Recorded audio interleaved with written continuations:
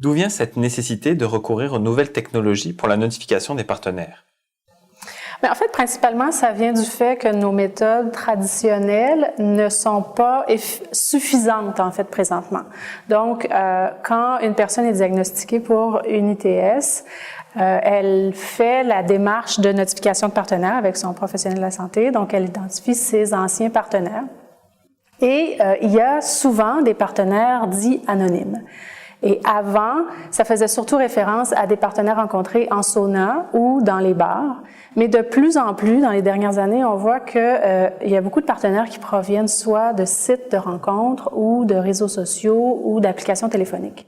Donc, ces partenaires-là, même si on ne connaît pas toujours leurs coordonnées, donc leur numéro de téléphone, leur adresse ou leur nom complet, c'est pas en soi des partenaires anonymes parce que on pourrait obtenir soit leur pseudonyme sur le site de rencontre ou leur nom de profil sur un réseau social ou sur un site Internet. Donc, en fait, l'idée, c'est ils ne sont pas joints parce qu'on n'a pas les moyens suffisants pour aller les joindre. Et c'est pour ça qu'on pense que c'est nécessaire d'aller développer de nouvelles approches, de nouvelles interventions pour pouvoir les joindre, ces gens-là qui en fait ne sont pas vraiment des partenaires anonymes. Quels sont les avantages et les inconvénients de ces nouveaux moyens de notifier les partenaires? Les avantages, c'est surtout de joindre davantage de partenaires parce que c'est un groupe important de partenaires que normalement on peut pas joindre. Donc, le fait d'utiliser les nouvelles technologies, ça nous permet de joindre davantage de partenaires, de les référer vers une ressource appropriée pour qu'elle soit évaluée, traitée aux besoins. Ce que la littérature nous montre, c'est que ça nous permet aussi de joindre plus de cas secondaires, comme on avise plus de gens, on trouve des cas secondaires et on peut offrir un counseling préventif à ces gens-là que normalement on ne rejoindrait pas. Donc ça, c'est l'avantage vraiment privilégié. C'est pas des méthodes qui sont en soi plus efficaces que nos méthodes traditionnelles, c'est-à-dire soit face à face ou au téléphone ou de les joindre par courrier. Mais l'idée, c'est pas nécessairement de compétitionner. L'idée, c'est d'amener des méthodes supplémentaires pour rejoindre plus de partenaires. Donc, c'est vraiment là l'avantage majeur. Les enjeux qu'on rencontre, c'est surtout pour les mettre en place, ces méthodes-là. Parce que il faut d'abord convaincre les décideurs, les gestionnaires que ce sont des méthodes pertinentes et nécessaires dans le contexte actuel. C'est pas simple parce que dans notre milieu de travail, normalement, on n'a pas accès aux sites Internet dont il est question, que ce soit des sites de rencontres, que ce soit les réseaux sociaux. Donc, le fait d'avoir l'approbation des gestionnaires pour pouvoir utiliser ces méthodes-là, mais également la formation des professionnels qui vont utiliser ces moyens de communication-là parce que la majorité des professionnels n'utilisent pas ces sites de rencontres-là ou tous n'utilisent pas les réseaux sociaux dans leur vie personnelle. Donc, c'est vraiment une initiation puis une formation pour bien les utiliser. Donc ça, c'est des enjeux qu'on rencontre. C'est pas toujours des enjeux économiques, mais c'est vraiment des enjeux de ressources pour pouvoir mettre le temps, en fait, pour développer ces moyens-là.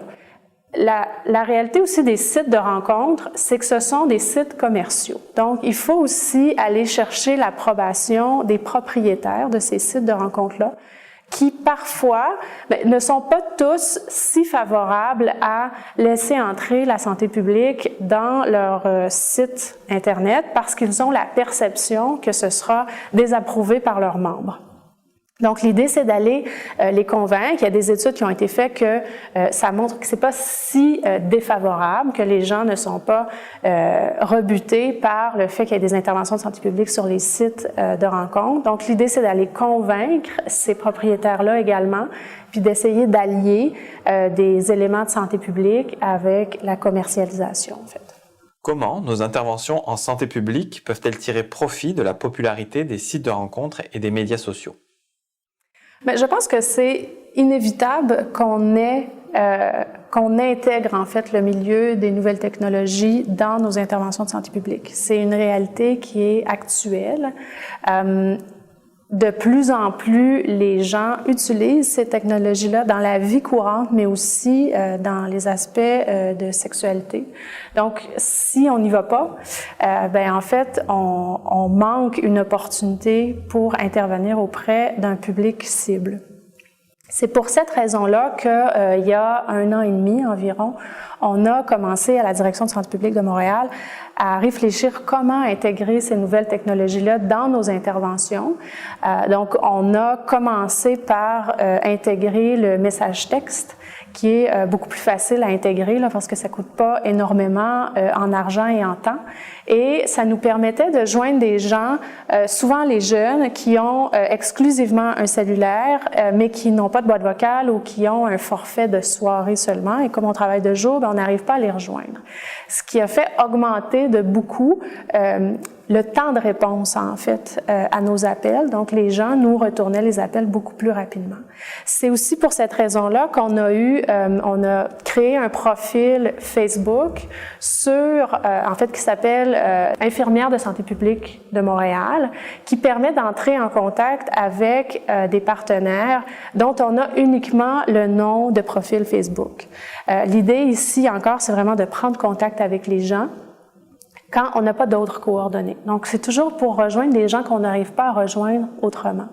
Et on a ensuite créé un profil sur le site de rencontre Manhunt, qui est un site de rencontre pour hommes gays ARSA.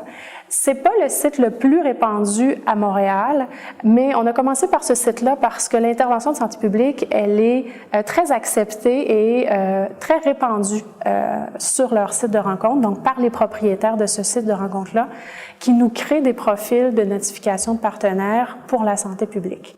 Donc, ça nous permettait de créer notre politique d'utilisation, donc de rédiger notre politique d'utilisation parce que c'était nécessaire pour avoir le profil sur le site de rencontre. Donc, c'était une entente avec le propriétaire du site.